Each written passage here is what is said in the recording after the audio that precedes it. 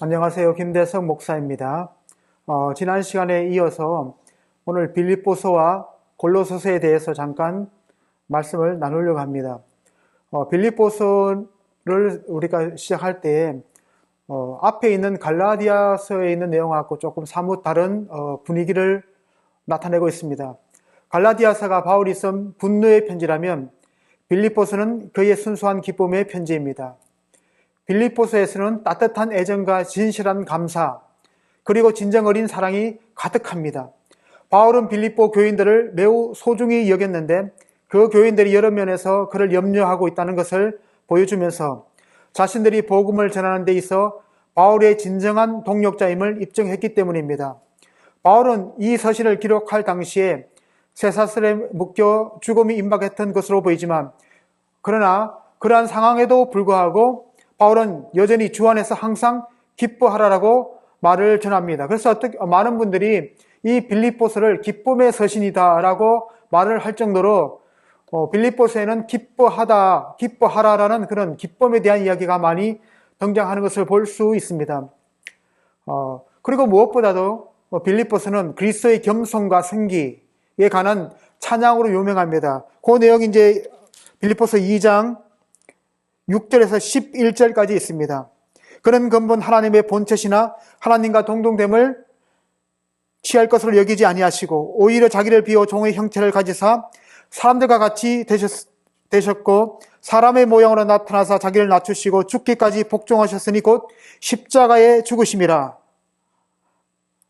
이렇게 이야기를 하면서 이제 십자가에 죽으셨는데 이 죽으신 그대로 끝나는 것이 아니라 하나님은 그를 존귀하게 다시 일으켜 세우셨다라고 성경은 이야기를 하고 있습니다. 9절에 보시면 하나님이 그를 지극히 높여 모든 이름 위에 뛰어난 이름을 주사 하늘에 있는 자들과 땅에 있는 자들과 땅 아래에 있는 자들로 모든 무릎을 예수 이름에 꿇게 하시고 모든 입으로 예수 그리스도를 주라 시인하여 하나님 아버지께 영광을 돌리게 하셨다라고 성경 이야기를 하고 있습니다. 예수는 다른 사람들을 위해 자신을 낮춤으로써 진정한 겸손을 보여주었습니다. 그 후 하나님은 그를 다른 모든 사람보다 지극히 높이셨다라고 유명한 그리스도 창가에서 사도 바울은 이렇게 설명을 하고 있습니다. 또한 바울이 육체를 신뢰하는 사람들을 비판합니다. 바울은 신실한 유대인으로서 자신의 자격을 열거하지만 그리스도를 아는 것에 비하면 그것들이 형편없는 것이라고 일축을 합니다. 저는 이제 쓰레기라고 했지만은 본문에는 배설물이라고 얘기를 합니다. 우리 몸에서 나가는 더러운 것도 있죠.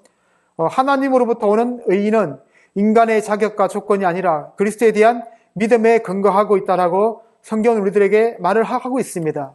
어떻게 보면 대단히 중요한 개념이죠. 우리가 잘나고 뭔가를 해서가 아니라 우리가 위대한 업적을 이루었기 때문이 아니라 예수 그리스도라는 그분이 십자가에서 죽으시고 부활하셨다는 그 사실을 믿고 그분의 공로를 의지할 때 우리는 믿음을 갖춘 자, 하나님의 자녀가 된다라고 성경은 우리들에게 말씀을 하고 있습니다. 근데 이 빌립보 교회는 사도 바울이 사도행전 16장에서 마케도냐로 이제 넘어가면서 첫 번째 세운 교회가 빌립보 교회입니다. 바울은 이제 그가 처음으로 유럽을 방문한 2차 선교 여행 중에 빌립보라는 도시를 방문합니다. 이제 내용이 이제 기원 후 49년 또는 50년이라고 이제 추측을 하는데, 그러나 정확한 연대는 명확하지 않습니다. 그 당시에 빌립보는 마케도니아 일부였지만 지금은 그리스 북부에 위치하고 있습니다. 바울은 마케도니아 사람이 자신에게 와서 우리를 도우라라고 간청하는 환상을 보았기 때문에 마케도니아를 지나서 빌립보를 방문했습니다. 거기서 유명한 이제 루디아라는 여성을 만나고 그녀의 집에서 어떻게 보면 처음 교회를 시작했다라고 할 정도로 그곳에서 자신의 사역을 시작했다라고 우리가 볼 수 있습니다. 그래서 어떻게 보면 이 빌립보 교회는 유럽의 첫 번째 교회라고 할 정도로 타이틀을 가지고 있는 정말 우리가 그런 기록, 신기록이라고 할 수 있죠. 첫 번째, 뭐든지 첫 번째가 좋잖아요.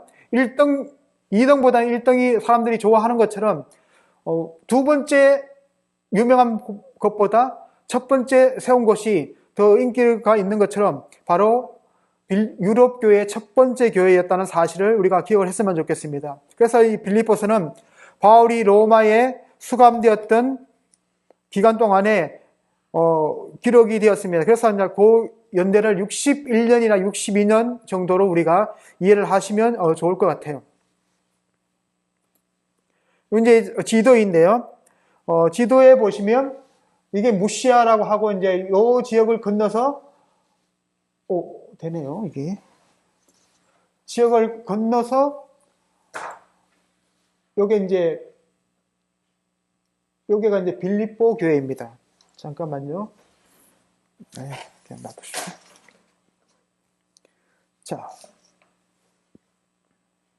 자, 요 부분이 이제 빌립보 교회라고 생각하시면 좋을 것 같아요.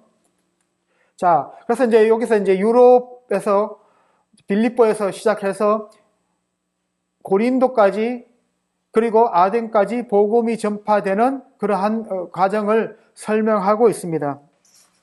빌립보에서 아폴로니 엠피폴리스를 지나서 뭐예요? 데살로니가에 도착했고, 데살로니가에서 뭐예요? 베리아로 갔고, 그 다음에 쭉 내려서 아테네에서 이제 복음을 전했습니다. 그리고 이제 요 지역이 이제 고린도 지역입니다. 그렇게 보시면 좋을 것 같아요. 자, 그러면 이제 빌립보서의 내용을 좀 살펴보면,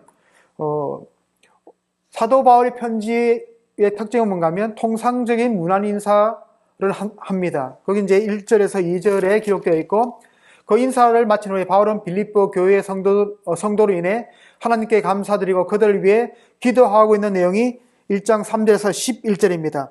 내가 너희를 생각할 때마다 나의 하나님께 감사하며 간구할 때마다 너희 무리를 위하여 기쁨으로 항상 간구함은, 빌립보 교회 성도들을 생각하며 사도 바울의 얼굴에는 미소가 띄었습니다. 그들 생각할 때마다 기쁨으로 기도했다라고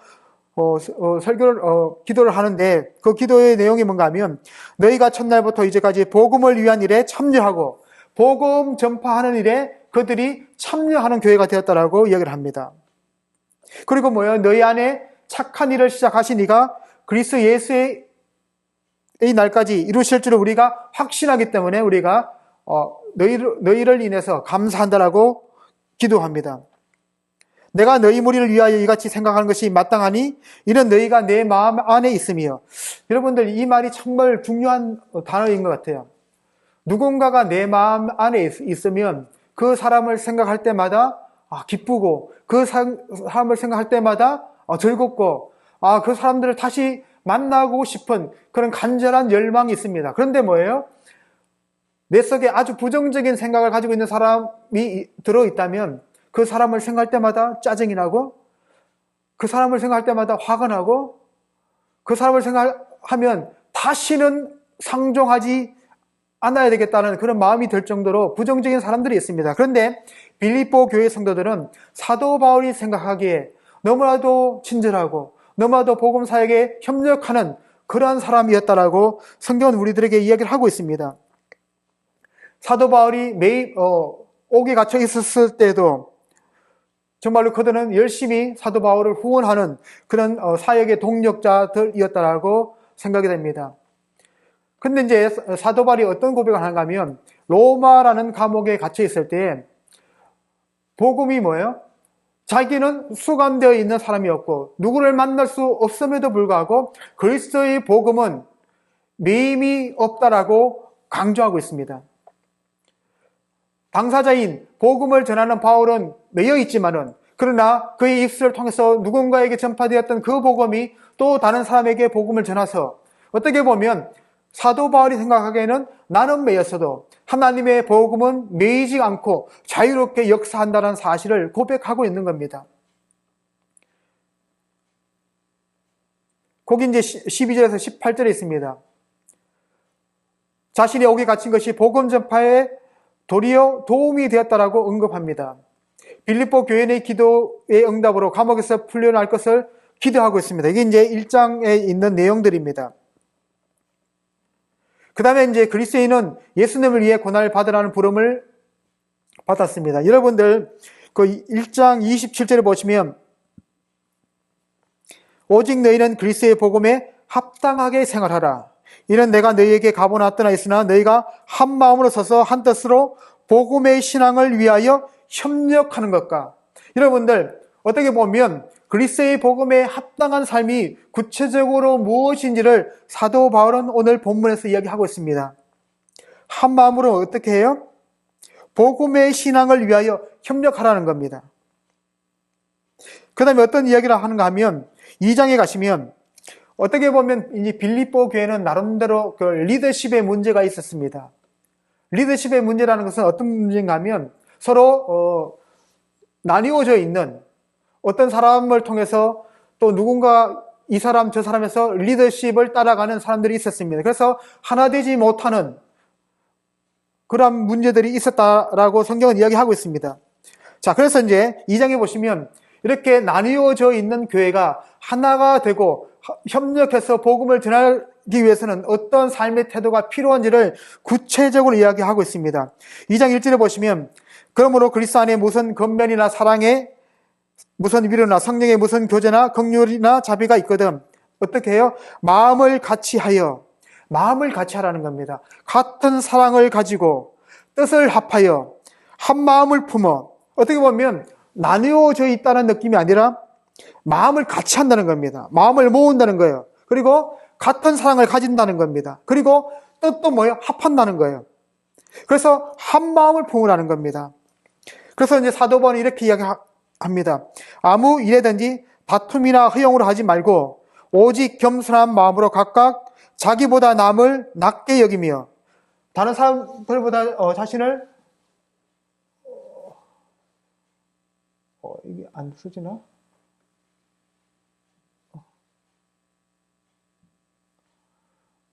낮은 존재가 아니라 낮게 여기는 이거 이렇게 쓰면 안 되겠네요. 다른 사람을 낮게 여기는 그런 삶의 태도가 필요하다라고 이야기를 합니다.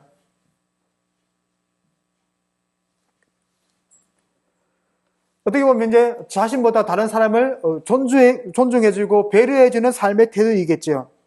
그래서 이제 각각 자기를 돌볼 분들로 또한 각각 다른 사람의 일을 돌보아 나의 기쁨을 충만하게 하라. 어떻게 보면 너의 삶의 중심을 너라는 것에 초점을 맞추지 말고 다른 사람을 배려하는 그런 삶의 태도가 필요하다라고 빌립보 교회 성도들에게 보낸 편지에서 바울은 이렇게 강조를 하고 있습니다. 그런데 이 마음이 누구의 마음인가 하면 그리스도 예수의 마음과 동일하다는 겁니다. 5절에 보시면 너희 안에 이 마음을 품으라. 곧 그리스도 예수의 마음이니 그리스도 예수의 마음이 어떠한 방식이었는지 아까 전에 그리스도 창가에서 말씀드렸던 것처럼 하나님과 동등된 것으로 취하지 아니하고 오히려 자기를 비워 종의 형체를 입고 그리고 십자가라는 수치스러운 죽음으로 죽는 것까지 받아들이는 그러한 삶을 살았다라고 성경이 얘기하고 있습니다. 그러니까 예수님은 죽음으로 끝나는 것이 아니라 하나님이 그를 지극히 모든 사람들 가운데서 뛰어난 존재로 일으켜 세우셨다라고 성경은 우리들에게 이야기하고 있습니다. 이런 것이 어떻게 보면 하나님의 방식이라고 생각이 됩니다. 우리가 지금 천대를 받지만은 우리가 복음을 위해서 헌신하고 그리고 전도하고 다른 사람을 섬길 때 우리가 섬기는 종으로서 끝나는 것이 아니라 우리를 또한 종기한 자로 가치 있는 존재로 우리를 생각하신다라고 우리가 보시면 좋을 것 같아요. 그래서 이제 그리스도는 예수님을 위해 고난을 받으라는 부름을 받았습니다. 하나님이 높이신 예수님의 겸손을 본받아야 합니다. 또한 자신의 구원을 이루어야 합니다. 이것이 이제 2장 12절에서 18절까지 있습니다. 여러분들 중요한 것이 뭔가 하면 기독교 신앙, 예수를 따라가는 삶의 방식 중에서 어떠한 부분이 중요한가 하면 바로 자신을 낮추는 겁니다. 겸손한 겁니다. 교만하지 말고 겸손하라고 성경은 이야기하고 있습니다. 교만하지 말고 겸손해야 됩니다. 그래야만 어떻게 하는가 하면 하나님이 우리를 높여주신다라고 성경 이야기하고 있습니다. 어떻게 보면 이제 빌립보서가 이러한 내용들을 우리가 다루고 있습니다. 어떻게 보면 이제 신학적인 내용인 것 같지만은 예수님께서 십자가에 죽으시고 하나님의 뜻에 순종하셨기 때문에 하나님은 그를 다시 존귀한 사람으로 일으켜 세우셨다라는 것이 9절부터 있는 내용입니다. 11절까지요. 그래서 우리는 우리의 연약함을 자랑해야 됩니다. 때로는. 자, 바울은 2장 19절에서 24절까지 어떤 이야기를 다루는가 하면, 바울은 속히 디모데를 그들에게 보내고 자신도 가기를 바란다라고 이야기를 합니다. 그리고 이제 어떻게 보면 에바브로디도라는 사람이 있었습니다. 이 에바브로디도는 누군가 하면 빌립보 교회에서 사도 바울을 도우라고 보냈던 사람입니다. 그런데 자신을 도우러 와서 자신을 섬기다가 이 에바브로디도가 큰 질병을 얻습니다. 질병을 얻어서 이제 사도 바울이 되게 고민이 많았어요. 그 2장 26절 보시면, 그가 너희 무리를 간절히 사모하고 자기가 병든 것을 너희가 들은 줄을 알고 심히 근심한지라. 그가 병들어 죽게 되었으나 하나님이 그를 긍휼히 여기셨고 그뿐 아니라 나를 긍휼히 여기사 내 근심 위에 근심을 면하게 하셨다라고 사도 바울이 고백할 정도로, 이 에바브로디도는 빌립보 교회가 보내서 감옥에 있는, 어떻게 보면 이제 감옥이라기보다는 가택연금이라고 우리가 생각하시는 게 더 좋을 것 같아요. 그곳에 가서 바울의 일상을 돕는 역할을 하게끔 했습니다. 그런데 어떻게 보면 그렇게 열심히 했던 이 에바브로가 질병이 들었는데, 자기가 질병 들었다는 것을 빌립보 교회 성도들이 들은 줄 알고 되게 고민을 많이 했던 것 같습니다. 가슴앓이를 많이 했던 것 같아요. 내가 이렇게 보냄을 받았는데 내가 내 역할을 잘 하지 못하니 어떻게 할까? 그분들의 얼굴을 다시 어떻게 뵐까? 이러한 고민이 있었던 것 같습니다. 근데 조금 더 심각한 겁니다. 그가 병들어 죽게 되었다라고 할 정도로 심각한 질병 가운데 있었지만은 하나님이 그를 긍휼히 여기셨다. 에바브로디도만 긍휼히 여기신 것이 아니라 자신도 긍휼히 여기셔서, 내가 나를 위해서 이렇게 돕다가 이렇게 큰 질병을 겪었고 그 다음에 죽음에 이르기까지 고생을 많이 했던 그 사람이 살아났으니 이제 사도 바울도 다행이다. 내 마음의 짐을 좀 덜겠구나, 이런 생각을 했던 것 같아요. 자, 그래서 이러한 에바브로디도에 대한 소식을 어떻게 보면 사도 바울이 빌립보 교회 성도들에게 보냈던 것 같습니다. 그러면서 어떤 당부를 하는가 하면, 내가 그를 급하게 보낼 테니까 그를 다시 보고 기쁨으로 그를 맞이하고 그 사람을 존귀한 사람으로 대해주어라라고 이야기를 합니다. 30절에 보시면, 그가 그리스도의 일을 위하여 죽게 이르러도 자기 목숨을 돌보지 아니한 것은 나를 섬기는 너희의 일의 부족함을 채우리 함이다라고 이야기를 하고 있는 겁니다. 어떻게 보면 에바브로디도는 이기적인 사람이 아니라 이타적인 사람이었다라고 성경은 이야기하고 있습니다. 어떻게 보면 한마음 한공동체 한 뜻을 품기 위해서는 누군가가 희생하는 그 희생이 필요합니다. 그래서 이타적인 마음을 품는 사람들이 좀 교회 공동체에 많이 나왔으면 좋겠습니다. 한국 교회의 위기는 바로 이기적인 그리스도인들이 많이 생겼기 때문이다라고 생각이 됩니다. 나를 희생해서 다른 사람을 살리고 다른 사람을 섬기는 그런 삶의 태도가 오늘날 다시 한번 회복이 되어야 된다라고 생각이 됩니다. 자, 바울은 또 이제 어떤 주제를 다루는가 하면, 바울은 할례를 옹호하는 자들에게 삶의 모든 면에서 자신이 유대인으로 내세울 것이 많지만 그리스도를 아는 것이 그보다 훨씬 더 중요하다고 경고를 합니다. 그게 이제 어떻게 보면 사도 바울이 자신을 상태를 고백하는 겁니다. 자신의 그런 이력을 선택하고 자신의 가문을 말하면 나는 이 정도의 사람이야 라고 하는 내용입니다. 어떻게 보면 2절 보시면, 거짓 선생들을, 할례를 옹호하는 사람들을 어떤 방식으로 묘사를 하는가 하면, 개들을 삼가고 행악하는 자들을 삼가고 몸을 상해하는 일을 삼가라. 그 대신 무엇을 해야 되는가 하면, 하나님의 성령으로 봉사하며 그리스도 예수를 자랑하고 육체를 신뢰하지 말라. 이런 사람이 할례파다. 진정한 의미에서 할례파다라고 얘기를 합니다. 근데 사도 바울은 자신도 육체를 신뢰할 만한 자랑이 있다는 겁니다. 다른 어떠한 유대인들보다 자신의 가문이 뛰어나다는 것을 강조를 하고 있는 거예요. 베냐민 지파요, 히브리인 중에 히브리인이요, 율법은 바리새인이요, 열심으로는 교회를 박해하고 율법의 의로는 흠이 없는 자라. 베냐민 지파 첫 번째 왕조가 이제 사울이라는 사람을 통해서 나왔죠. 어떻게 보면 뿌리가 있는 집안입니다. 그럼에도 불구하고 자신이 지금까지 가지고 있었던 모든 것을 이제 그리스도 예수를 위해서 배설물로 내버리겠다라는 자신을 비우는, 앞에서는 누가 비워요? 앞에서는 하나님과 동등됨을 가지고 계신 예수님이 자신을 비우사 종의 형체를 입고 십자가에 죽으셨던 것처럼 오늘 이 3장에서는 바울의 고백입니다. 나도 예수처럼 내가 좋은 가문, 좋은 위치, 좋은 경력이 있음에도 불구하고 그리스도 예수를 아는 것에 얻기 위해서, 아는 것을 따라가기 위해서 내가 지금까지 가지고 있는 모든 것을 내가 지금까지 특권이라고 생각했고 자랑이라고 생각했고 정말로 나는 떳떳한 사람이야, 잘난 사람이야 생각했던 그 모든 것을 배설물처럼 버린다라고 강조를 하고 있는 겁니다. 어떻게 보면 대단한 거죠. 자기의 역할, 자기의 지위, 자기의 명예, 자기가 가지고 있는 많은 좋은 것들이 있잖아요. 그런 것들을 과감하게 포기하고 예수를 위하여 일생을 산다는 것은 정말 쉬운 일이 아닙니다. 그래서 저희들도 동일한 그러한 도움이 필요합니다. 그러한 열심이 필요하지요. 앞에 서 있는 저도 이러한 부분에서 많이 부족한 사람임에 틀림이 없습니다. 그럼에도 불구하고 우리가 하루하루 최선을 다해서 주님을 섬기면 우리 또한 변화되어 갈 것이다라고 확신을 합니다.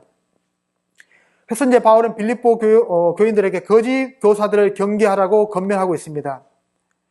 그리고 이제 부활의 소망 가운데서 그리스도를 위해 고난을 받는 자신을 본받으라고 요청을 합니다. 여러분들 예수님을 본받으세요. 예수님을 따라가세요. 예수님의 팔로우가 되세요라고는 쉽게 이야기할 수 있지만은 바울은 이렇게 하면 내가 그리스도를 본받는 것 같이 너희는 그리스도를 본받아 이렇게 하면 되는데 내가 그리스도를 본받는 것 같이 너희들은 나를 본받으라 이런 식으로 이제 이야기를 하는 겁니다. 부활의 소망 가운데 그리스도를 위해 고난을 받는 자신을 본받으라고 요청하고 있는 거죠. 정말 이거 쉬운 고백이 아닌데 사도 바울은 당당한 것 같습니다. 자신을 위해서 하는 것이 아니라 자신이 그리스도를 본받은 것처럼 너희가 변화된 나의 모습을 너희들도 팔로우 했으면 좋겠다라는 그런 의미이겠지요. 그리고 이제 바울은 여전히 표들을 향해 힘을 다해 나아가는 것을 우리가 볼 수 있습니다. 빌립보 교인에게 예수님의 재림을 기다리며 자신을 본받고 그리스도의 십자가의 원수를 따르지 말라고 권면합니다. 여러분들 바울 서신에 보면 많은 거짓 선생들이 등장을 합니다. 그런데 대부분 보면 모든 것이 아니지만은 모든 것이 하나로 합쳐지지 않지만은 대부분 유대인들이 사도 바울의 사역을 많이 방해하는 것을 우리가 볼 수 있습니다. 여러분들 사도행전 16장을 가보시면 빌립보에서 교회를 개척하고 복음을 전도하고 바울의 이름이 드러납니다. 근데 핍박이 오지요. 그러니까 어디로 가요? 데살로니가로 갑니다. 그러니까 빌립보에 있던 유대인들이 다시 쫓아와서 그곳에서 바울 사도의 사역을 방해하는 것을 우리가 볼 수 있습니다. 그래서 이 거짓 교사들이 대부분 유대 선생들이었을 것입니다. 할례를 주장하고 유대인의 그 특권, 자신들을 유대인이라고 이렇게 막아줄 수 있는 바운더리 마커라고 하는데 바운더리 마커들을 자랑하고 있는 것들이 있죠. 그 다음에 그 내용들이 뭐예요? 우리는 성전을 가지고 있다. 율법을 가지고 있다. 하나님의 선민이 되는 아브라함이 주셨던 할례를 가지고 있다. 그 다음에 뭐예요? 음식법. 우리는 하나님이 부정하다라고 말하는 것은 절대로 먹지 않으니까 너희들보다 더 깨끗한 사람이야 라고 하는 그들만의 정체성을 확립해주는 스스로 외적인 그런 털들이 있었습니다. 그럼에도 불구하고 사도 바울은 그러한 것이 중요한 것이 아니라 그리스도 예수를 따라가는 삶이 중요하다. 그리스도를 알아가는 것이 중요하다. 그래서 보시면 또한 모든 것을 해로 여기면 내 주 그리스도 예수를 아는 지식이 가장 고상하기 때문이라. 내가 그를 위하여 예수를 위하여 모든 것을 잃어버리고 배설물로 여김은 그리스도를 얻고 그 안에서 발견되려 함이니 내가 가진 의는 율법에서 난 것이 아니요 오직 그리스도를 믿음으로 말미암는 의다라고 사도 바울은 고백하고 있습니다. 우리들에게 그러한 확신이 필요한 겁니다. 그리고 이제 4장 2절에 보시면 바울은 다투는 두 여인에게 화해하라고 호소하고 있습니다. 그 이름이 등장을 하는데요. 보시면 그러므로 나의 사랑하고 사모하는 형제들 나의 기쁨이여 면류관인 사랑하는 자들아 이와 같이 주 안에 서라. 어떻게 보면 4장을 시작하면서 주 안에 서라라고 이야기합니다. 근데 빌립보 교회 성도들 어떻게 묘사를 하고 있어요? 나의 사랑하고 사모하는 형제들 나의 기쁨이요 면류관인 사랑하는 자들아. 이 사랑한다는 이야기가 4장 1절에 두 번 등장하죠. 어떻게 보면 빌립보 교회는 사도 바울이 보기에 정말로 사랑스러운 존재였습니다. 그래서 그들은 나의 기쁨이고 정말로 하나님의 나라에 갔을 때 빌립보 교회 성도들은 나의 면류관이라고 할 정도로 그들을 칭찬해 주었다라고 이야기합니다. 그런데 2절에 보시면 내가 유오디아를 권하고 순두개를 권하노니 주 안에서 같은 마음을 품으라라고 이야기합니다. 왜 그랬을까요? 어떻게 보면 유오디아라는 사람을 따르는 사람들이 있었고 순두개를 따르는 그 리더십을 따르는 사람들이 있었을 겁니다. 그런데 아까 전에 2장에서도 보시면 어떤 이야기가 등장하나요? 그리스도 안에 무슨 겉면이나 사랑에 무슨 위로나 성령에 무슨 교제나 긍휼이나 자비가 있거든 뭘 해요? 마음을 같이하여 같은 사랑을 가지고 뜻을 합하여 한 마음을 품어 다툼이나 허용으로 하지 말고 오직 겸손한 마음으로 각각 자기보다 남을 낮게 여기는 그러한 삶의 태도가 필요하다는 겁니다. 이런 태도가 뭔가 하면 교회를 하나 되게 하는 태도입니다. 그러기에 그 태도는 어디에서부터 시작되었을까요? 바로 자기를 비우시고 십자가에 죽기까지 하나님의 뜻에 순종했던 하나님의 자녀를 위해서 돌아가셨던 예수의 삶에서 우리가 볼 수 있습니다. 그러게 오늘 이제 4장 이전에 내가 유오디아를 권하고 순두개를 권한다는 이 말 안에는 어떤 의미가 있는가 하면 너희가 두 사람의 리더십 때문에 교회가 하나 되지 않고 다툼과 갈등이 있는데 너희가 같은 마음을 품으라라고 요구를 하고 있는 겁니다. 여러분들 공동체에서 우리가 분란이 일어나는 것은 간단해요. 서로 다른 두 사람이 싸우면 됩니다. 그러면 교회가 어떻게 돼요? 멋지게 풍비박산이 납니다. 근데 교회가 아무리 어려운 교회라고 할지라도 정말로 교회가 안정적으로 성장하지 못하는 교회라 할지라도 우리가 마음을 합해서 으쌰으쌰 하면 공동체가 힘을 얻을 수 있다라고 이야기를 하고 있는 것 같아요. 그래서 이제 보시면 빌립보 교인에게 그리스도 안에서 기뻐하고 근심하지 말고 하나님의 평강이 그들을 지키실 것을 믿고 기도하며 온 마음을 다해 그리스도인의 덕을 행하라고 권고하고 있습니다. 제가 정말 좋아하는 성경 구절인데 4절부터 한번 볼까요? 주 안에서 항상 기뻐하라. 내가 다시 말하노니 기뻐하라. 너희 간영을 모든 사람에게 알게 하라. 주께서 가까우시니라. 아무것도 염려하지 말고 다만 모든 일에 기도와 간구로 너희 구할 것을 감사함으로 하나님께 아뢰라. 그리하면 모든 지각에 뛰어나신 하나님의 평강이 그리스도 예수 안에서 너희 마음과 생각을 지키시리라라고 성경은 우리들에게 말씀하고 있습니다. 우리가 이제 삶을 살아갈 때 염려되는 일들도 많고 어려운 일들도 많이 있잖아요. 그럼에도 불구하고 사도 바울은 아무것도 염려하지 말고 다만 모든 일에 기도와 간구로 너희 구할 것을 감사함으로 하나님께 아뢰라. 그리하면 하나님의 모든 지각이 뛰어난 하나님의 평강이 그리스도 예수 안에서 너희 마음과 생각을 지켜주실 것이다 라고 얘기하고 있습니다. 여러분들, 우리의 마음과 생각에서 자꾸 부정적인 생각이 떠오르시나요? 그 부정적인 생각을 안 하려고 노력을 하셔야 됩니다. 감사함으로 하나님 앞에 아뢰면 우리의 마음과 생각을 지켜주시는 하나님의 평강이 우리와 함께 하실 것입니다. 자신이 어려울 때 선물을 보내준 데 대한 감사를 10절부터 20절까지 하고 있습니다. 그래서 어떻게 보면 내가 주 안에서 크게 기뻐하면 너희가 나를 생각하던 것이 이제 다시 싹이 남이니 너희가 또한 이를 위하여 생각은 하였으나 기회가 없었다라고 하면서 사도 바울에게 선교 자금을 되어주었던 교회가 바로 이 빌립보 교회입니다. 그 15절을 보시면 빌립보 사람들아 너희도 알거니와 복음의 시초에 내가 마게도냐를 떠날 때에 주고받는 내 일에 참여한 교회가 너희 외에 아무도 없었다라고 할 정도로 사도 바울의 복음 사역에 정말로 물신양면으로 섬겨주었던 교회가 이 빌립보 교회입니다.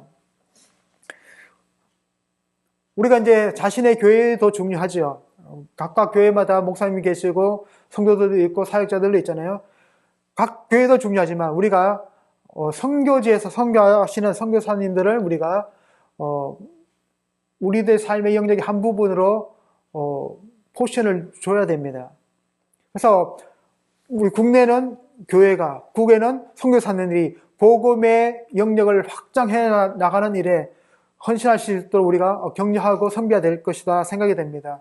여러분들, 우리가 하나님 나라라는 측면에서 우리가 교회를 바라보고 선교사님을 바라본다면 우리는 하나님 나라의 확장을 위해서 우리 교회도 섬기지만은 다른 교회도 섬길 수 있죠. 어려움을 겪고 있는 개척교회들을 섬길 수 있고, 그 다음에 그 넘어서 외국 땅에서 울며 씨를 뿌리는 그 선교사님들의 헌신과 수고가 열매 맺을 수 있도록 우리 또한 뭐예요? 복음의 사역자로 복음을 전하는 선교사님들을 협력하는 선교사로 우리가 삶을 살 수 있을 것이다라고 생각을 됩니다. 그래서 이제 요 내용에서 이제 다시 이제 빌립보 교회가 선교를 하는 그런 내용입니다. 그래서 사도 바울이 유명한 고백 있잖아요.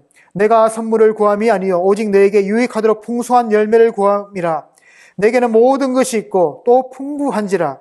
에바브로디도 편에 너희가 준 것을 받음으로 내가 풍족하니 이는 받으실 만한 향기로운 제물이다라고 성경 이야기하고 있습니다. 그리고 하나님을 기쁘시게 한 것이라. 나의 하나님이 그리스도 예수 안에서 영광 가운데 그 풍성한 대로 너희 모든 쓸 것을 채우시리라라고 이야기를 하고 있습니다. 여러분들 대단히 중요합니다. 내가 그리스도 예수 안에서 모든 것을 할 수 있다. 내게 능력 주시는 자 안에서 내가 모든 것을 할 수 있다. 라고 한 이야기가 모든 것이 아니라 나에게 주어졌던 삶의 상황 가운데서 최선을 다하면서 삶을 살 수 있다는 겁니다. 여러분들, 그래서 이제 사도 바울은 인사와 축복의 말로 빌립보서를 결론을 짓습니다. 4장 21절에서 23절까지 보면 그리스도 예수 안에 있는 성도에게 각각 문안하라. 나와 함께 있는 형제들이 너희에게 문안하고 모든 성도들이 너희에게 문안하되 특히 가이사의 집 사람들 중 몇이니라. 주 예수 그리스도의 은혜가 너희 심령에 있을지어다. 라고 이제 빌립보서는 우리가 마무리를 할 수 있을 것 같습니다. 자, 그러면 이제 내용은 이런데 현재 목적으로 간주할 만한 주도적인 주제가 보이지 않습니다. 바울은 개인적이고 목회적인 여러 관심을 가지고 편지를 작성한 것 같습니다. 개인적인 이유는 어떤 이유인가 하면 빌립보 교인들에게 자신의 상황이 어떻게 복음의 진보에 기여하였는지를 설명하고 있습니다. 그 다음에 디모데를 추천하고 그의 빌립보 방문을 준비시키기 위해 이 편지를 보냈다라고 우리가 보시면 좋을 것 같아요. 바울의 피를 돌보려고 자신의 생명도 돌아보지 않은 에바브로디도를 칭찬하기 위해서 이제 편지를 보냈습니다. 그리고 이제 마지막으로 빌립보 교인들의 선물에 대해 감사하기 위해서 이렇게 편지를 썼습니다. 근데 넓은 의미의 목회적 관심들은 다음과 같습니다. 왜냐하면 외부의 적대자와 교회 내의 거짓 교사들의 너희들이 당당히 맞서라라고 이야기합니다. 그 다음에 교회가 분열되고 있는데 유오디아와 순두구를 그러니 주 안에서 같은 마음을 품으라고 명령하신 것처럼 모든 성도들이 교회의 하나됨에 우리가 최선을 다할 것을 요청하고 있습니다. 전심으로 섬겨야 함을 강조하기 위해서 사도 바울이 이 편지를 썼습니다. 전반적으로 이러한 관심들이 이 편지의 목적이라 할 수 있습니다.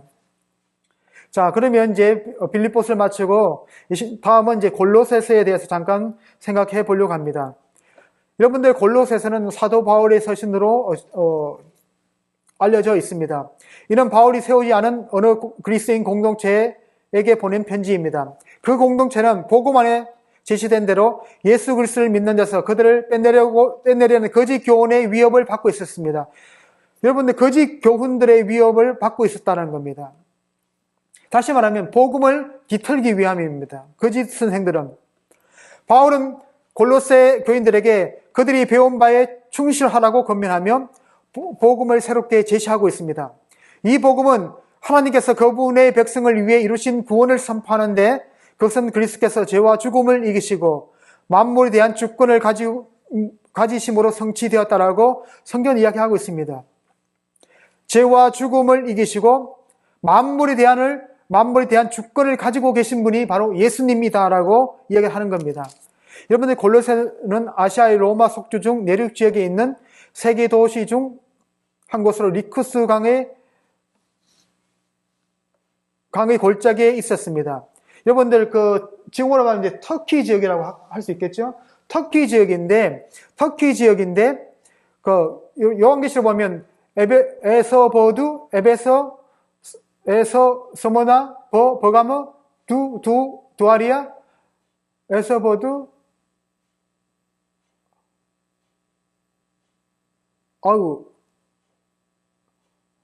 라오디게아 교회,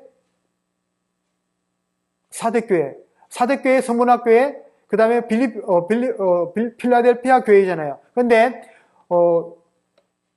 조금 오른편에 있는 도시가 바로, 골로새입니다. 그래서 어떻게 보면 지금 유럽에 있는 지역이 아니라 지금 터키에 있는 그 지역에 있습니다. 에베소에서 약 160km 떨어진 도시였습니다. 다른 도시로는 라오디게아 교회가 있습니다. 그리고 히에라볼리 교회도 있었고, 그 도시들에도 교회가 존재했다라고 우리가 알고 있습니다. 그들 지역은 로마의 도로가 지나는 조그만한 도시였습니다. 주 60년에서 64년에 일어난 지진으로 폐해가 되었습니다. 이 골로새가요. 이 지역에는 유대인 정착촌도 있었다라고 알려져 있습니다. 자, 여기가 이제 골로새이죠. 골로새. 자, 여기가 뭐예요?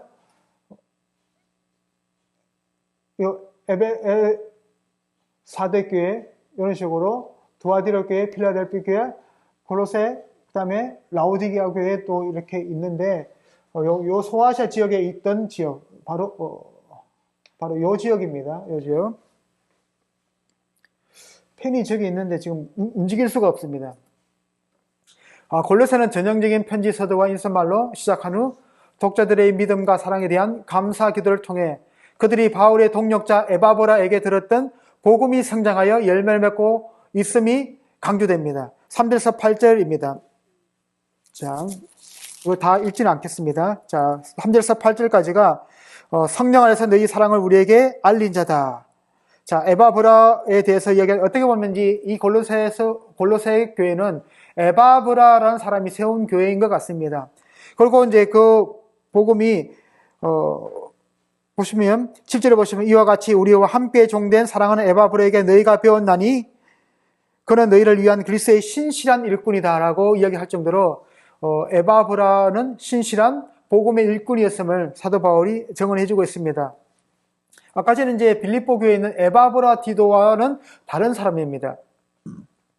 저도 이제 학생 때 이 에바브라하고 에바브라디도가 같은 사람인지 같은 사람이 아닌지 정말 많이 생각을 했던 기억이 납니다. 같은 사람, 어떤 때에는 같은 사람으로 생각했다. 어떤 때는 다른 사람이라고 생각했다. 이런 식으로 생각했던 것 같습니다. 근데 다른 사람입니다. 바울은 골로새 교인들이 누리고 있는 현재의 신분과 지위를 허락해 주신 하나님께 그들이 하나님의 뜻을 아는 지식으로 채워져 하나님을 점점 더 알게 되고 능력으로 강건해지도록 기도하고 있습니다. 9절에서 14절을 보시면 이로써 우리도 덧던 날부터 너희를 위하여 기도하기를 그치지 아니하고 구하노니 너희로 하여금 모든 신령한 지혜와 총명에 하나님의 뜻을 아는 것으로 채우게 하시고 하나님의 뜻을 아는 것으로 채우게 하시고 주께 합당하게 행하여 범사에 기쁘시게 하고 모든 선한 일에 열매를 맺게 하시며 하나님을 아는 것에 자라게 하시고 그의 영광의 힘을 따라 모든 능력으로 능하게 하시며 기쁨으로 모든 견딘과 오래 참음에 이르게 하시고 우리로 하여금 빛 가운데서 성도의 기업의 부분을 얻기에 합당하게 하신 아버지 하나님께 감사하기를 원하노라.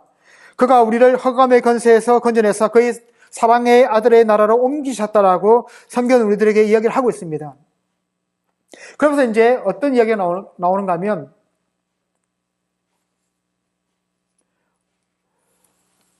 그 아들, 그가 사랑하신 아들의 나라로 옮기셨는데 그 아들이 어떠한 분인지를 우리가 뒷부분에서 이제 설명을 하고 있는 겁니다. 그 아들에서 우리가 성령 곧 제3을 얻었다 하면서 이제 15절부터 보시면 그는 보이지 아니하시는 하나님의 형상이요 모든 피조물보다 먼저 나신 이시니 만물이 그에게서 뭐예요? 창조되되 하늘과 땅에서 보이는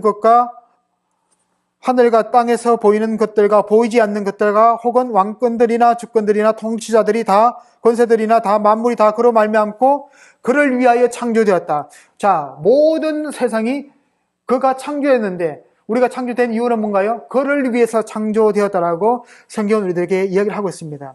그러면서 이제 그는 교회의 머리이심을 또 강조하고 있습니다. 천하 만물의 어떤 이십니다. 자, 이러한 기도 단락에 이어 골로새서는 그리스도를 모든 피조물보다 먼저 나신 프로토토코스, 파세스, 커티세오스 이런 식으로 이제 하면 피조물보다 먼저 나시니 그 다음에 뭐예요? 죽은 자들 가운데서 먼저 나시니로 그러니까 우리가 예전적으로 장엄하게 묘사하고 있는 찬송 부분으로 넘어갑니다. 그래서 그리스도는 보이지 아니하는 하나님의 형상. 여러분들 예수님이 제자 중 한 명이 예수님 하나님을 보여주십시오라고 얘기하니까 예수님이 어떻게 이야기해요? 너희가 나를 보았음에도 불구하고 하나님을 보이라 하느냐라고 합니다. 다시 말하면 너희가 나를 보았느냐? 내 얼굴 같이 똑같은 분이 하나님이 아니라 내가 이 땅에 와서 겸손하게 하나님의 뜻을 실천하고 모든 사람을 위해서 십자가 위에서 죽고 그 다음에 하나님의 소중한 귀중한 성품들을 내가 드러냈지 않았냐. 나를 보면 하나님이 어떠한 분인지를 너희들이 알 수 있다라고 이야기하는 것을 우리가 볼 수 있습니다. 그리스도는 보이지 않는 하나님의 형상이시요 하나님께서 그 안에 하나님의 충만함을 머무르게 하시기를 기뻐하신 분이다라고 성경은 우리들에게 말을 해주고 있습니다. 자, 대단히 중요한 개념들이죠. 다른 어떠한 창가보다도 정말로 아름다운 창가입니다. 여러분들 빌립보서에 등장한 창가는 뭔가 하면 이런 거예요.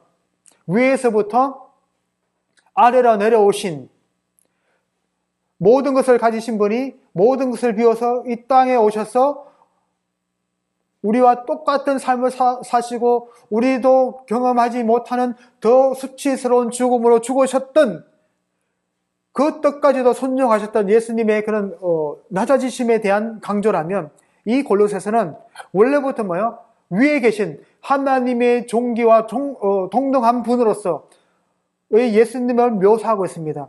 모든 피조물보다 먼저 계신 분, 죽은 자들 가운데서 먼저 나신 분, 보이지 않는 하나님의 형상, 하나님의 충만함을 머무르게 하시기를 기뻐하실 정도로 너무나 더 사랑스러운 분으로 예수님이 묘사되고 있습니다. 그래서 이제 여러분들이 이제 그 바울 서신을 보시면서 사도 바울이 기도하는 부분이나 이렇게 찬양하는 부분을 우리가 공부를 하신다면 참 우리 신앙이 조금 더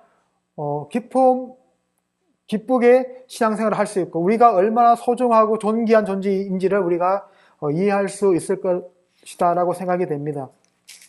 바울은 그리스도의 하의 사역과 그리스도를 섬기며 당하는 고난을 관련지으며 수신자들에게 철학과 헛된 속임수에 사로잡히지 말고 그리스도 안에 살라고 권면하고 있습니다. 2장 6절에서 8절을 보시면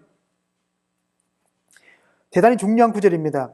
그러므로 너희가 그리스도 예수를 주로 받았으니 그리스도 예수를 주님으로 인정했으니 그 안에서 행하되 너희가 그리스도 예수를 주님으로 영접했으면 그리스도 예수다운 삶을 살아가라는 겁니다. 그 안에 뿌리를 박으며 세움을 받아 교훈을 받은 대로 믿음에 굳게 서서 감사함을 넘치게 하라라고 성경 우리들에게 말씀하고 있습니다. 여러분들 한 번도 의심하지 않으셨죠? 내가 그리스도 예수 안에서 하나님의 자녀란 사실을 지금 의심하고 계시지 않잖아요. 이런 겁니다. 그렇다면 우리는 어떤 삶을 살아야 될까요?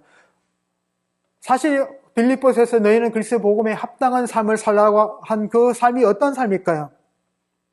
바로 그리스도 안에서 행하는 삶, 그리스도를 팔로우하는 삶, 그리스도 예수를 본받는 삶. 그리스도를 본받아라는 책이 있습니다. 이미타티오 크리스티라는 그런 라틴어 문구인데 예수님을 본받는 삶. 예전에 이런 In His Step이라는 그런 책에서는 주님이시라면 어떻게 하셨을까라는 내용을 가지고 있는 책이 있습니다. 자, 주님이시라면 이 상황에서 어떻게 반응을 하셨을까를 우리가 고민을 가지면서 하루하루를 사신다면 우리는 영적으로 성숙하고 주님과 더 깊은 교제를 누리는 그런 삶을 살 수 있습니다. 그래서 이제 수신자들에게 철학과 헛된 속임수에 사로잡히지 말고 그리스도 안에서 살라고 권면합니다. 헛된 속임수입니다. 뭔가 빵빵하게 채워져 있지만은 이 헛되다라는 이 표현은 뭔가 하면 외관상 보기에는 되게 막 풍성하게 채워져 있지만은 껍질을 빡 벗겨나면 아무것도 아닌 거짓말이라는 겁니다. 거기 그런 삶을 살지 말고 정말로 외관은 초라하게 돌아가셨던 예수님이지만 그 안에 정말 영원한 생명이 있고 생명을 주시는 생명의 주이신 그 예수님 안에서 너희들이 삶을 살 것을 요청하고 있습니다. 그리스도의 위대함에 비추어 음식에 관한 법과 종교적 축일에 대한 관한 사람들의 생각을 순순히 따라서는 안 된다. 그래서 어떻게 보면 자, 무엇을 먹을까? 이것을 먹는 건 괜찮을까? 안 괜찮을까? 생각하지 말고 하나님께 주신 모든 것은 선함에 감사함으로 먹으면 복이 된다라고 성경 이야기를 하고 있습니다. 그다음에 이제 우리가 이제 월삭 이런 절기들이 있잖아요. 절기들이 있는데 이런 것에 우리가 너무 중요도를 주지 말라는 겁니다. 이것은 그리스도 예수께서 오셔서 십자가에 죽으심으로 말미암아 모든 것이 뭐예요? 그 영향력이 사라진 것들입니다. 어떤 것이 있을까요? 먹고 마시는 것과 절기나 초하루나 안식일을 이유로 누구든지 너희를 비판하지 못하게 하라. 이것들은 장래일의 그림자이나 몸은 그리스도의 것이니라. 아무도 꾸미는 겸손과 청사 숭배를 이유로 너희를 경계하지 못하게 하라. 자, 하면서 이 골로새 교회는 약간 종교 혼합적인 그런 부분들이 많았던 것 같습니다. 자, 그리스도의 삶의 방식은 자신이 그리스도와 함께 다시 살리심 받았음에 대한 증거여야 합니다.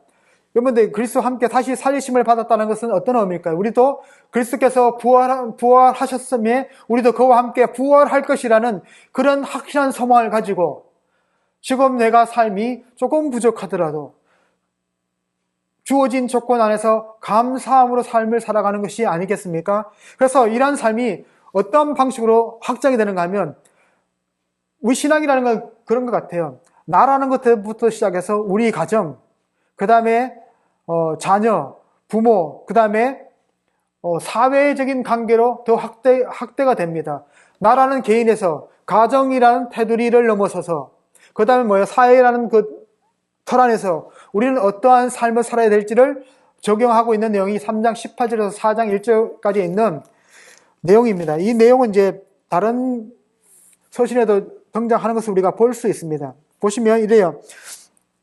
아내들아 남편들에게 복종해라. 남편들은 아내들을 어떻게 해라? 사랑하라. 자녀들아 부모에게 공경하라. 그리고 부모는 뭐예요? 자녀들을 노엽게 하지 말고 말씀을 잘 가르쳐라. 종들아 상전한테 충성해라. 그리고 뭐예요? 주인들은 종들을 종처럼 여기지 말고 형제처럼 대우해라. 이런 식으로 해서 어떻게 보면 그 당시 로마 사회 안에 있던 규범이란 틀을 어느 정도 약간 다른 선한 영향력이 들어갈 수 있도록 약간 이렇게 벌려놓은 의미로 우리가 보시면 좋을 것 같아요. 꽉 막힌 데는 아무리 물을 부어도 뭐예요? 안 들어가잖아요. 그것처럼 그 당시 로마의 이런 사회 계급이라는 것은 너무나도 빡빡하고 틈이 없는 그런 체계였습니다. 그런데 사도 바울은 복음에 따라서 복음을 적용해서 어떻게 각자의 위치에서 최선을 다할 건지를 우리들에게 요청하고 있는 것 같습니다. 제가 목이 갑자기 많이 따갑네요. 자, 그래서 이제 어떻게 하는가 하면 예수를 따라가는 삶의 방식이 점점 확대되어 나가는 일에 너희가 밑거름이 되라. 하나의 씨앗이 되라라고 얘기하고 있습니다.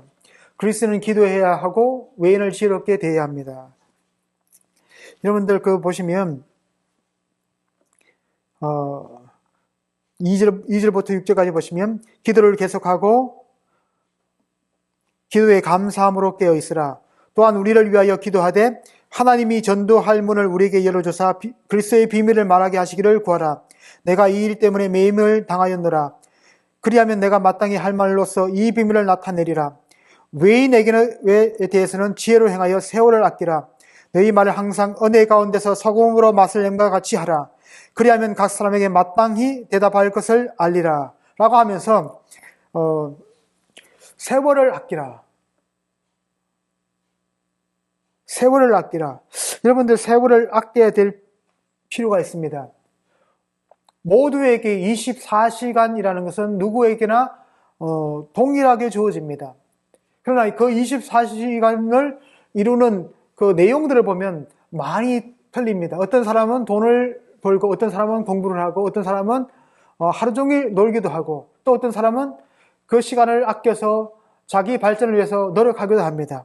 그래서 어떻게 보면 우리가 긍정적인 삶의 방식을 위한 투자를 우리가 좀 하실 필요가 있습니다. 우리가 그리스도인으로서 어떻게 사는 것이 합당한지를 생각해 보면서 우리 자신의 시간을 조절하고 시간을 분배하는 그런 지혜가 우리들에게 필요하다라고 생각이 됩니다. 자, 그 다음에 이제 어떤 얘기하면 두기고와 오네시모는 골로새 교인들에게 바울에 관한 소식을 전해 줄 것입니다. 자, 그들의 동료들도 골로새 교인에게 안부를 전합니다. 여러분들 아키포, 여기 오네시모가 나오고 그 다음에 아키포가 나오죠. 이게 어떻게 보면 빌레몬서에 등장하는 인물들입니다. 오네시모는 사람이 빌레몬의 가산을 훔쳐서 도망을 가서 사도 바울을 만나고 사도 바울을 위해서 열심히 섬겼던 그 오네시모, 무익한 자가 아니라 유익한 자로 바뀌었지요. 그러면서 이제 이 오네시모를 빌레몬에게 돌려보내면서 형제처럼 그리스도 예수 안에서 형제처럼 그를 대우하라. 그리고 그를 나에게 다시 돌려보내주어서 나의 사역을 돕는 자로 일을 할 수 있도록 너가 좀 배려를 베풀어 달라라는 그런 내용입니다. 그래서 어떻게 보면 이 골로새서하고 빌레몬서는 되게 밀접한 지역에 있습니다. 솔직히 말하면 이제 골로새 지역이다라고 해도 틀린 말은 아닙니다. 아키포는 이 편지를 라우디아에 보내는 편지와 교환에 각 교회들이 두 편지를 모두 읽게 해야 한다라고 가르치고 있습니다. 여러분들 서신이 해람되었다라고 보시면 좋아요.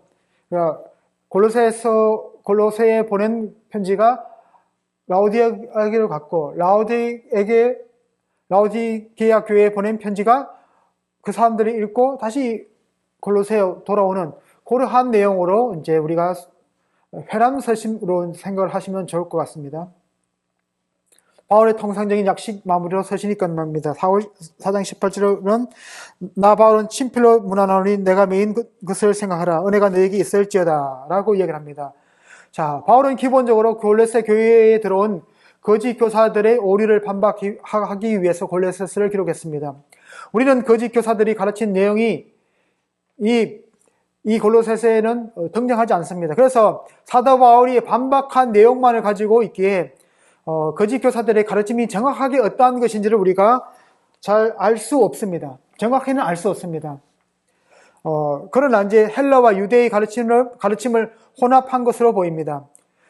이제 그래서 어떤가 하면 그리스도의 위대하심, 아까 전에 그래서 창가에서 본 것처럼 그리스도는 하나님의 형상이시고 보이지 않은 하나님의 형상이시고 피조물보다 먼저 나신 분, 어떻게 보면 되게 하나님과 동등하신 분인데 거짓 가르침은 뭔가 하면 그리스도를 축소합니다.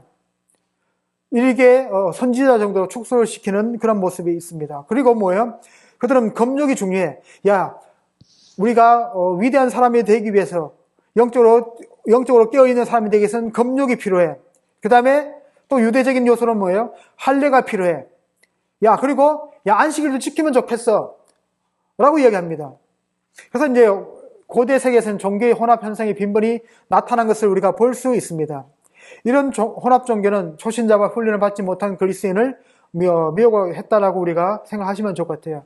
그래서 이제 유혹을 받지 않으려면 열심히 하나님의 말씀을 배우는 과정들이 필요합니다. 오늘 한국교회 신천지나 하나님의 교회, 이런 사이비 교회가 많이 생기는 이유가 뭔가 하면 교회에서 하나님의 말씀을 가르치는 그런 과정들이 많이 없기 때문입니다. 제가 이제 한국 성서대학교 MDB에서 이제 학생들을 가르칠 때 그곳에 이제 특징이 뭔가 하면 대학원 과정이 이제 MDB 과정인데 야간만 있습니다. 왜 야간만 있는가 하면 나이 많으신 분들 그리고 은퇴하신 분들이 학교를 옵니다. 그래서 이제 제가 이제 많이 물어봤습니다. 왜 이렇게 나이도 있으시고 이제 은퇴도 하셨는데 이렇게 신학을 공부하시려고 오셨냐라고 물으면 성경을 배우고 싶은데 교회에서는 이런 성경을 공부를 할 수 있는 방법이 없다는 겁니다. 그런 성경 공부반을 개설을 안 해준다는 겁니다. 그래서 이제 이 교회에서 기다리다가 내가 숨 넘어가게 살면서 차라리 내가 가서 배우는 게 낫겠다 하고 이제 신학대학원을 오는 분들을 많이 만나 배웠습니다. 그래서 한국교회가 하나님의 말씀을 철저하게 복음적으로 바른 신학을 가지고 우리가 가르쳐야 됩니다. 자, 기독론이면 이제 골로새서의 신학 중에는 기독론적 창가가 있습니다. 그래서 여러분들 아신 것처럼 이제 바울은 예수를 묘사하기 위해 다양한 용어를 사용합니다. 그 앞에 요 기독론 창가가 있기 때문에 요 부분 다시 중복하지는 않겠습니다. 그리스도 예수, 우리 주 예수 그리스도, 그의 사랑의 아들, 이런 식으로 묘사하는 것을 우리가 볼 수 있습니다. 기독론이 강조되고 있습니다. 더 나아가서 보이지 아니하는 하나님의 형상, 모든 피조물보다 먼저 나시니 몸인 교회의 머리. 그래서 골로새서는 우리가 우주적 그리스도로 묘사하는 분을 강조하고 있습니다. Universal Christ, 이런 식이죠. 그분은 우주를 창조하시고 유지하시며 하나님의 한 교회의 머리이십니다. 그러나 이는 십자가에서 죽으시고 다시 사신 분이라는 예수에 대한 전적으로 역사적인 시각과 반대지는 않습니다. 자, 다시 말하면 이 내용을 순서를 바꾸면 됩니다. 십자가에 죽으시고 다시 살아나신 예수 그리스도는 우주적 그리스도로 묘사되고 있습니다. 이렇게 보시면 좋을 것 같아요. 골로새서는 기독론과 밀접하게 관련된 주제, 곧 하나님께서 악을 이기신 것을 강조합니다. 영적 어둠의 건설을 물리치신 수단인 그리스도의 사역을 강조합니다. 어둠의 세력을 물리치신 그 수단이 누군가 하면 바로 그리스도의 사역인데, 그리스도께서 십자가의 죽으심으로 말미암아 흑암의 권세가 무너졌다라고 성경은 우리들에게 말씀하고 있습니다. 그래서 어떻게 보면 이 빌립보서 골로새서에 나타난 영적 전쟁이라는 그 드라마에서 주연 배우는 아버지 하나님이십니다. 그분이 백성을 구해내십니다. 이 강력한 행동이 그리스도인들을 흑암의 권세에서 데리고 나와 그의 사랑의 아들의 나라로 옮기셨다는 그 성경 구절에 포함되어 있습니다. 2장 15절에도 유사한 초점이 등장합니다. 이제서 그리스도의 십자가 죽음은 패배의 순간이 아니라 오히려 승리의 행위로 제시되고 있다는 사실을 우리가 기억을 했으면 좋겠습니다. 대단히 중요한 개념이죠. 다시 한번 하나님께서 역사의 주연 배우이십니다. 하나님께서 통치자들과 권세들을 무력화하여 드러내어 구경거리로 삼으시고 십자가로 그들을 이기셨느니라. 그리스도 안에서 이루신 하나님의 승리가 중요한 주제입니다. 여러분들 로마에 가면 이 로마가 유대와 전쟁을 하면서 승리하고 개선문을 하나 크게 지었는데 거기에 개선문 안에 유다의 포로들과 함께 유다의 중요한 그런 기물들, 등잔대 같은 그 기물들, 성전 안에 있던 기물들을 끌고 이제 포로로 이제 잡아가는 그 장면이 있습니다. 그런 방식으로 하나님께서 악한 권세들을 이렇게 무력화시키고 그들을 포로로 잡으셨다라는 이미지를 우리들에게 보여주고 있습니다. 승리의 이미지죠. 그래서 대단히 중요한 개념입니다. 이 주제는 예수님의 십자가 죽음이 대속을 이루셨다는 시각과 맞설까 봐 두려워하는 이들에게 종종 무시되어 왔습니다. 그러나 그리스도의 사역의 이 두 측면을 서로 반대되는 것으로 볼 이유가 없습니다. 하나님은 어떻게 영적인 전쟁에서 이기셨나요? 그리스도의 십자가의 죽음을 통해서 이루셨다라고 우리가 이해를 하시면 좋을 것 같습니다. 자, 그 다음에 가면 화훼, 진리이신 그리스도. 바울은 고린도 교인들이 한때 경험했던 소외가 하나님께서 그리스도 안에서 이루신 화훼로 극복되었음을 강조하고 있습니다. 이 화훼는 인간뿐만 아니라 창조 세계에도 실제로 만물에도 유효합니다. 현대 세계의 가장 도전적인 측면 한 가지는 사상과 철학이 어마어마하게 많다는 것입니다. 너무나 많은 진리들이 있습니다. 절대적인 진리는 인정하지 않는 것 같은 이 시대를 우리가 살아가고 있습니다. 그래서 이제 골로새서는 수많은 진리 주장이 있음을 인정하는 한편 그리스도를 지식과 지혜에 대한 모든 인간의 갈망을 실현시키실 수 있는 분으로 우리들에게 묘사하고 있습니다. 이런 현실에 대한 시각을 이 골로새서는 우리들에게 말을 해주고 있습니다. 자, 그래서 빌립보서와 골로새서의 내용을 우리가 마무리했습니다. 그래서 다음 시간에 데살로니가 전서와 후서를 하도록 하겠습니다. 좀 부족한 부분이 많았는데 그래도 잘 들어주신 여러분들께 감사드립니다. 감사합니다.